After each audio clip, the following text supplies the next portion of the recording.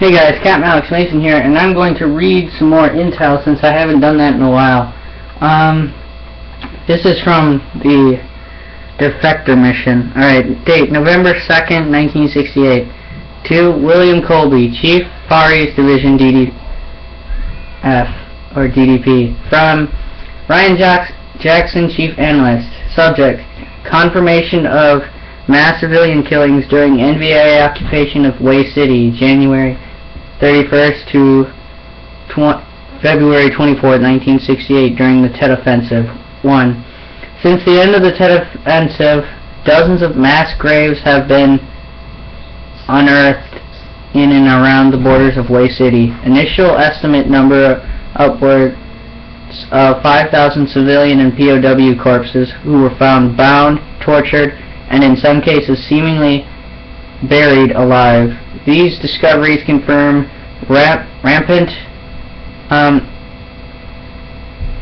heresy, or however you pronounce that word, after U.S. Marines and the South Vietnamese elite Black Panther Company secured the Way Citadel on the 24th of February 1968.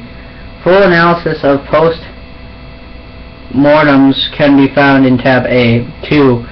Analysis of the Tet Offensive shows traditional communist motivations along the lines of igniting uprisings among the populace in order to topple the Saigon-based Republic of South Vietnam in the hopes of ending the war in a singular countrywide invasion. Despite the North and South Vietnamese agreement on a 2-day ceasefire in honor of the Tet Nguyen Dan holiday, the Viet Cong launched their attacks on the morning of January 31st, 1968, within the borders of South Vietnam.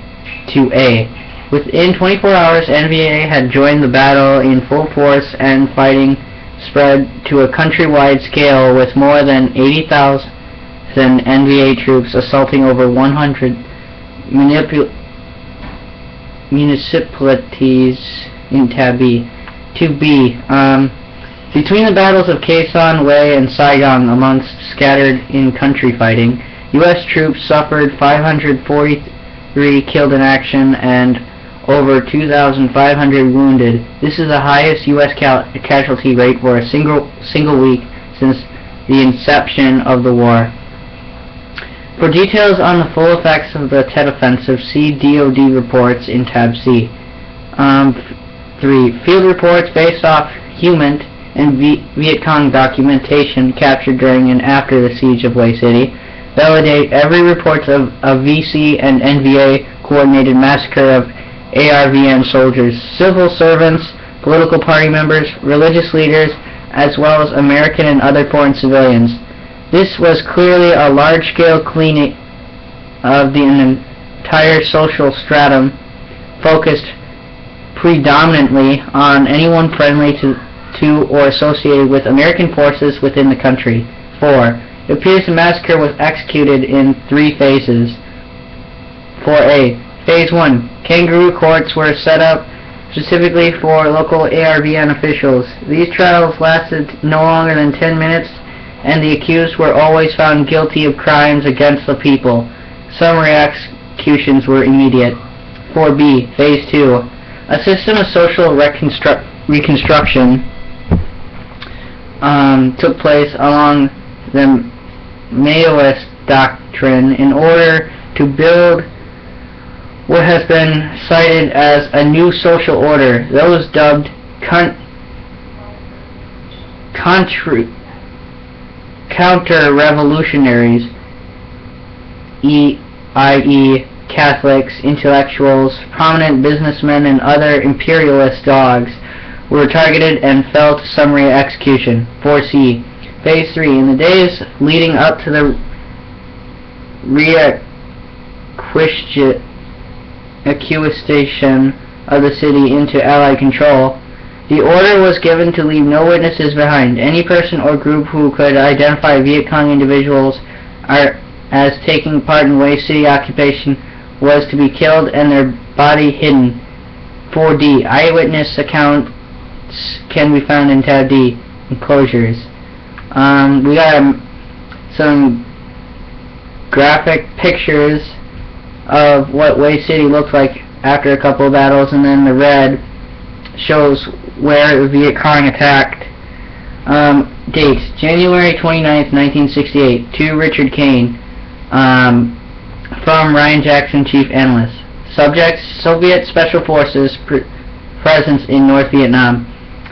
We acquire the following dossier from our contacts in North Vietnam. The information inside is incomplete, but shows that the Soviets are indeed present in Vietnam. The dossier highlights a program qualified as Project Nova. Early analysis suggests this is to be a new Soviet weapons program.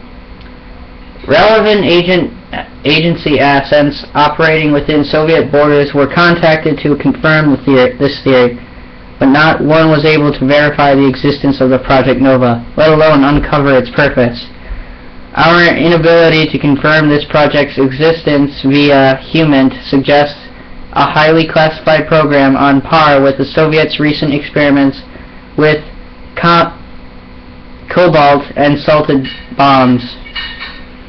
Of particular interest is the fact that this program is being spearheaded by individuals familiar to the agency, including one man thought to be dead, Major General Nikita Dragovich. The dossier also states that Colonel Lev Kravchenko is involved with Project Nova and may be operating alongside Soviet troops within Laos and Vietnam. Working on said project is an unknown capacity. These individuals' roles are not yet specified within the attached dossier, but considering the known history of Dragovich's involvement in weapons development, it can be surmised that he is acting in a leadership capacity. I will keep you updated as further information becomes available. Enclosure. Date: September 1st, 1960. To Richard M. Nixon, Vice President of the United States, and Allen Dulles, Admiral R. Lee Burke, Livingston Merchant, Gordon Gray, and Colonel J.C. King, from Ryan Jackson, Chief Analyst. Subject: Operation 40, Candidate Number 7, Joseph Bowman. Place of birth: Atlanta, Georgia, USA. Nationality: American, African American. Date of birth: November 10th, 1940. Age 20. Height: 5'9". Build: medium. Weight: 180 pounds. Eyes: brown. Hair: black.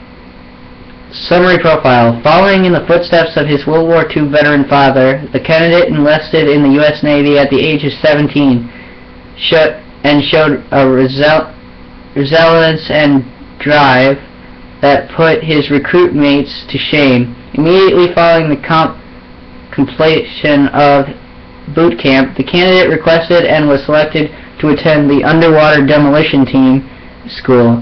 Despite skepticism from the recruiters over his physical suitability, given his relatively short stature and a family history of asthma, Bowman passed the outrageous qualification training with record results. Bowman is an excellent marksman, fluent in Spanish, and an expert in demolition techniques. And that's a picture of Joseph Bowman, Chief Petty Officer.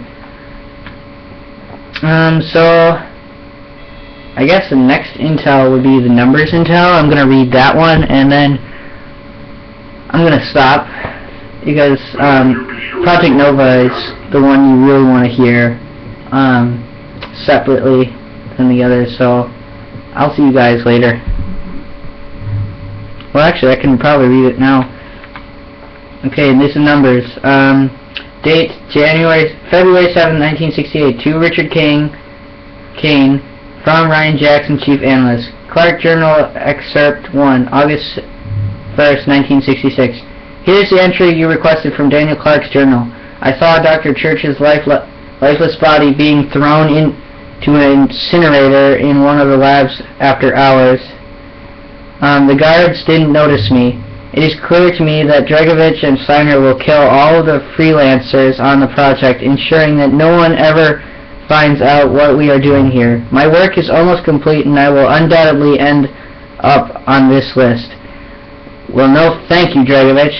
you Soviet pimp. I will be the dangling thread that unravels your life's work. Lazarus and I will attempt our escape at the evening shift change. I have made arrangements through the Ural Valley for our flight from this hell, and he and I will part ways once we reach the border. I neither know nor care where he goes from there. Me? I will head to my brothers in Johannesburg. I will be safe there, and it should provide an amazing view of World War III. Confidential. Date, April 14th, 1967. To Richard Kane, from Ryan Jackson, Chief Analyst. Subject, Dr. Daniel Clark. Place of birth, Oxford, England, UK. Nationality, English. Date of birth, July 10th, 1923. Age, 44. Height, 6'2". Build, thin. Weight, 170 pounds. Eyes, brown. Hair, gray. Summary profile. Once upon a time, Clark was an idealist and a staunch member of the British Communist Party in the 1940s.